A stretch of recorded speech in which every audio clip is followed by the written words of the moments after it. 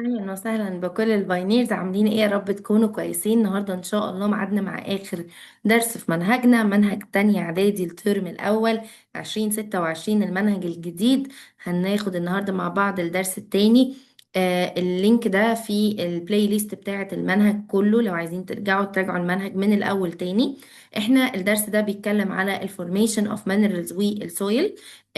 هنفهم يعني ايه minerals ويعني ايه soil، وهناخد امثله كتير قوي للمينرالز، وهنتكلم في الاخر كده على السويل، وهنتكلم كمان على ال unrenewable او non renewable resources اللي موجوده بشكل limited جدا وازاي نحافظ عليها.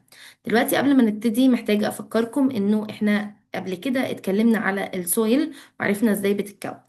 احنا عندنا الجيولوجي يعني بتلعب دور كبير قوي في تكوين المينرالز. المينرالز دي اللي هي بتكون لي الروكس. طيب الروكس بيحصل لها ويذرنج وايروجن وتكون لي السويل. فتعالى نفتكر يعني ايه ويذرنج ويعني ايه ايروجن. الويذرنج يا شباب هو ان انا اكسر الروكس، اعملها فراجمنتيشن سواء ميكانيكال او كيميكال. تفهمينا ايه الفرق؟ في الميكانيكال انا بكسرها لقطع صغيره وخلاص، لكن الكيميكال وانا بكسرها بغير في الكيميكال ستراكشر بتاعها، بخليها ماده تانية. امال يعني ايه الايروجن؟ دي الخطوه التانية بعد ما كسرت وعملت ويذرنج، ابتدي انقلها ترانسبورتنج الروكس من المكان اللي حصل فيه الوذرنج للمكان التاني اللي هتبتدي يحصل فيه التغييرات اللي بعد كده بقى. طيب الميكانيكال وذرنج ممكن يحصل ازاي؟ يعني ازاي تتكسر لقطع صغيرة؟ ممكن عن طريق الهواء، ممكن عن طريق التمبريتشر او التغيير في التمبريتشر، كمان المية زي الامواج اللي بتخبط في الروكس، وبعدين نلاقي سنة عن سنة كده الروكس بتتفتت وبعد كام سنة بنحتاج نغيرها. كمان البلانت روتس اللي بتكبر جوه الروكس دي هي كمان بتعمل لها ميكانيكال وذرنج. يعني ايه مينرالز بقى؟ مينرالز يعني المعادن. المعادن دي مادة بتكون ناتشرالي اوكارينج، وده شرط مهم جدا عشان اقول على المادة دي انها مينرال. كمان لازم تكون ان اورجانيك. يعني ايه ان اورجانيك؟ ان اورجانيك معناها ان مش الكربون والهيدروجين الحاجة الاساسية جواه. لو فاكرين في النيوتريشنال كيمستري اللي هو الدرس الثالث من يونت 2، اتكلمنا على الاورجانيك كومباوندز وقلنا لازم يبقى فيهم كربون وهيدروجين. زي مين اورجانيك؟ زي الكربوهيدرات، الفاتس، البروتينز. لكن هنا المينرالز هي ان اورجانيك. فلو قال لي مثلا هل الشوجر ينفع يكون من المينرالز، هقول له لا طبعا. ليه؟ لان هو اورجانيك. طيب ايه الشرط التاني غير انها تكون ناتشرال وان اورجانيك؟ لازم يكون عندها كريستالاين ستراكشر، لازم تبقى مترتبه كده من جوه بشكل كريستالاين.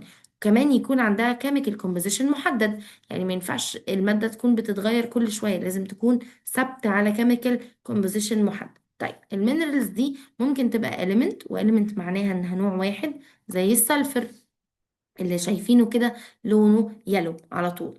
اما الكومباوند فبيكون عبارة عن كذا element مع بعض، زي الهيماتايت مينرال. يبقى انا كده قلت تو مينرالز لحد دلوقتي. السلفر لونه يلو، والهيماتايت ده كومباوند لونه ايه؟ لونه ريد.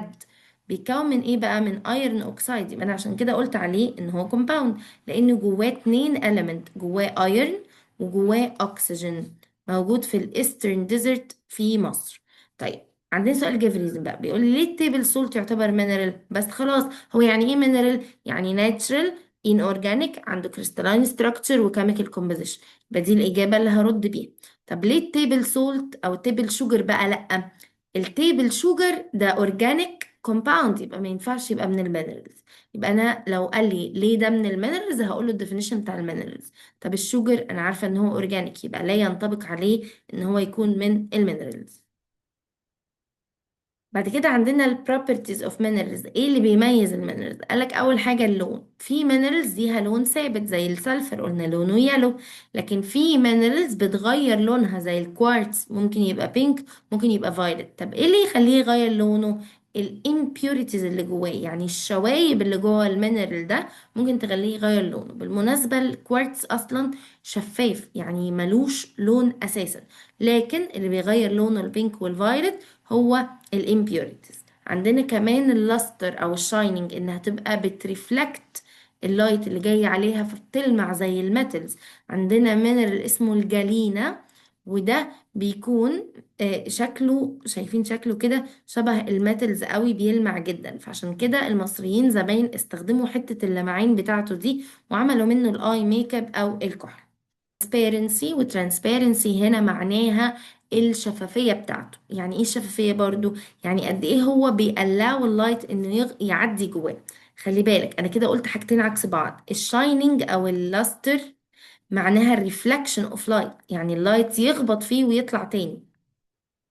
لكن الترانسبيرنسي هي الابيليتي تو allow اللايت، يعني ان اللايت يدخل مش يرجع تاني. طيب بنقسمهم للترانسبيرنت، ترانسلوسنت اللي هي سيمي ترانسبيرنت، واوبيك. ترانسبيرنت يعني ايه؟ يعني pass اللايت through it، فبالتالي اي حاجة وراها هشوفها بمنتهى السهولة. زي مين؟ زي الكوارتز. الترانسلوسنت يعني سيمي ترانسبيرنت، يعني مش ترانسبيرنت قوي، وده بقى مش بيعدي كل اللايت جواه، فالاوبجكتس بتشاف unclearly زي المايك. اخر واحد الاوبيك، وده مش بيعدي خالص اللايت اللي معدي جواه، وما بشوفش الحاجات من وراه خالص زي التلج.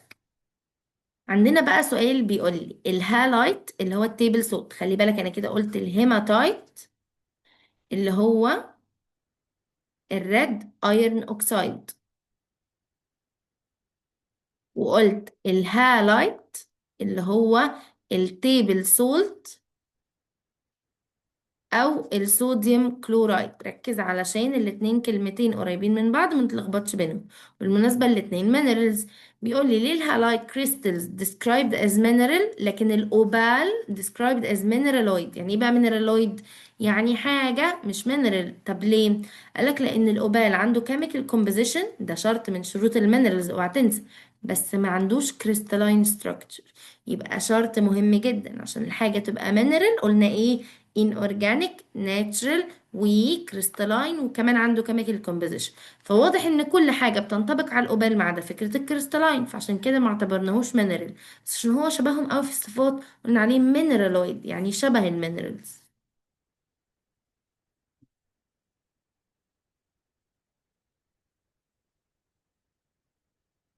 دلوقتي احنا اتكلمنا على ايه عشان ما تتوهوش؟ احنا اتكلمنا على يعني ايه minerals وايه البروبرتيز بتاعتهم ويعني ايه mineraloid. دلوقتي هنتكلم على طريقة تكوين المينرالز. المينرالز عندها طريقتين للتكوين، يا اما من الماجما solidification وده اسمه واضح، يعني الماجما اللي هي المولتن روكس دي هتسوليديفاي وتبقى mineral. والطريقة التانية كريستاليزيشن، وخليها لما نوصل لها. ماجما solidification يعني الماجما تبقى solid. طيب الماجما دي ممكن تبقى السيليكا ريتش، يعني ريتش في حاجة اسمها السيليكا، يا إما تبقى ريتش في المغنيسيوم والأيرون. لو هي سيليكا ريتش هتطلع لي مايكا وكوارتز. ايه ده؟ احنا خدنا الكلام ده قبل كده. ايوه برافو عليك. المايكا دي كانت سيمي ترانسبيرنت، او كنا بنقول عليها ترانسلوسنت. لكن الكوارتز ده اتكلمنا عليه كتير بقى، قلنا اولا ترانسبيرنت يعني بيعدي كل اللايت فبشوف الحاجة اللي وراه بوضوح. وكمان ايه؟ قلنا ان هو ممكن يبقى لونه بينك او فايلت، بناء على ايه فاكرين؟ بناء على الامبيوريتيز. برافو عليك. هنا بقى الماجما اللي ريتش في المغنيسيوم والايرون هتكون لي نوعين من المينرالز اسمهم اوليفين وبايروكسين، ودول مش هنسمع اسمهم تاني. المايكا والكوارتز عرفنا كذا معلومة عنهم، لكن الاوليفين والبايروكسين نعرف ان هم جايين من الماجما سوليديفيكيشن اللي ريتش في المغنيسيوم والايرون بس. دلوقتي الطريقة التانية اسمها crystallization of solutions من الهيدروثيرمال vents. أصلا الاسم طويل ويخد بس أنا مش عايزاكم تقلقوا. الأول تعالي أفهمك يعني إيه crystallization، وبعدين نبقى نشوف الهيدروثيرمال vents دي. يا شباب أنا لو جيت جبت مية ودوبت فيها ملح فهيبقى اسمه solution. solution يعني إيه؟ يعني في solute الحاجة اللي أنا دوبتها، وsolvent اللي هي غالبا بتكون المية.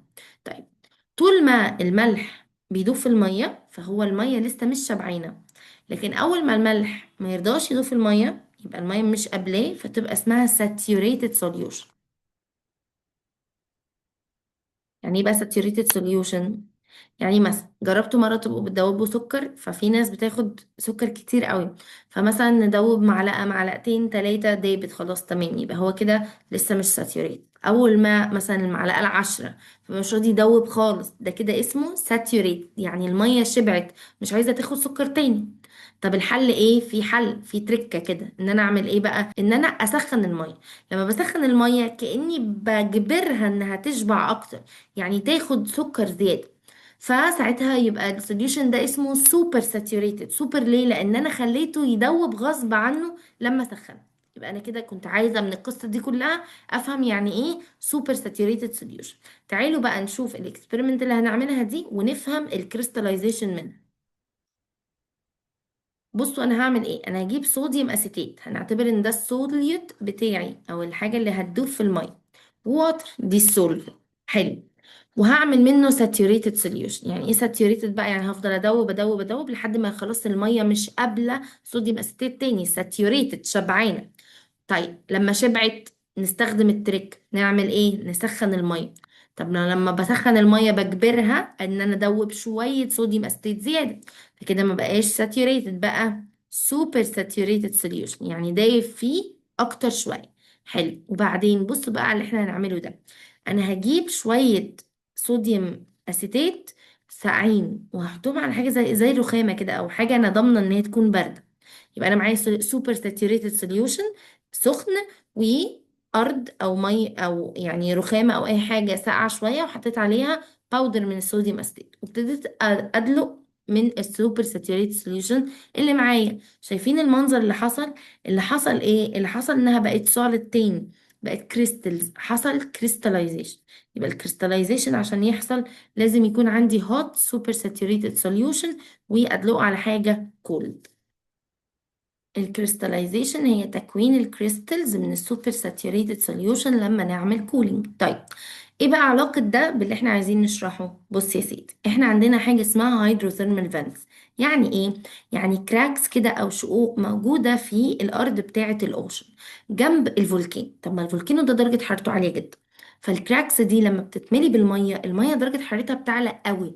طيب خلاص، ميه درجة حرارتها عالية، يبقى دي التريك بتاعتنا ان احنا ندوب جواها حاجات اكتر او سوليت اكتر. صح صح، مش احنا اللي هندوب بقى، هي الحاجات دي اوريدي موجودة في الاوشن. فلما المية بتبقى سخنة قوي جوه الكراكس دي بتدوب سوليتس اكتر. حلو. وبعدين المية دي سخنة فمش هتفضل طول الوقت موجودة تحت، بالعكس دي بالكونفكشن كارنتس هتطلع لي فوق عشان هي خفيفة. لما تطلع فوق هتلاقيه بالمية ساقعة. مية ساقعة قد ايه يعني؟ درجة حرارتها 2. طب والمية اللي تحت كانت درجة حرارتها كام؟ 400. تعالي نقول تاني. الهيدروثيرمال فينز دي كراكس موجودة في أرض الأوشن. المية بتدخل فيها فتبقى قريبة من الفولكانو فدرجة حرارتها تعلى. درجة الحرارة العالية دي كام؟ 400 ديجري سيليسيوس. فبتبقى سوبر هيتد. فتبقى دي التريك بتاعتي ان انا اعمل سوبر ساتوريتد سوليوشن. فالسوليتس اللي في المية بتدوب في المية اكتر من الطبيعي غصب عنها. الميه دي خفيفه هوت جدا فتبقى خفيفه قوي فتطلع لفوق بالكونفكشن كارنتس، تقابل فوق ميه ساقعه، ميه درجه حرارتها 2، فيحصل لها كولينج. لما يحصل لها كولينج يحصل كريستاليزيشن بقى وتتكون لي مينرالز بالطريقه دي بالكريستاليزيشن من الهيدروثيرمال فينتس. احنا فهمنا يعني ايه كريستاليزيشن، عرفنا ايه الهيدروثيرمال فينتس دي، وعرفنا التكنيك هي ليه بيحصل كريستاليزيشن. مين بقى المينرالز دي؟ عندنا الاباتايت والكالسايت. لو عايزيني اجمع لكم المينرالز في صفحة واحدة كده زي ما عملنا مع النيوتريشنال كيمستري اكتبوا لي في الكومنتس. بعد كده بقى عندنا السويل. السويل هي السيرفيس لاير اللي بتتكون من الفريجمنتيشن اوف روكس والديبوزيشن او الديكومبوزيشن اوف اورجانيك ماتر. يعني ايه؟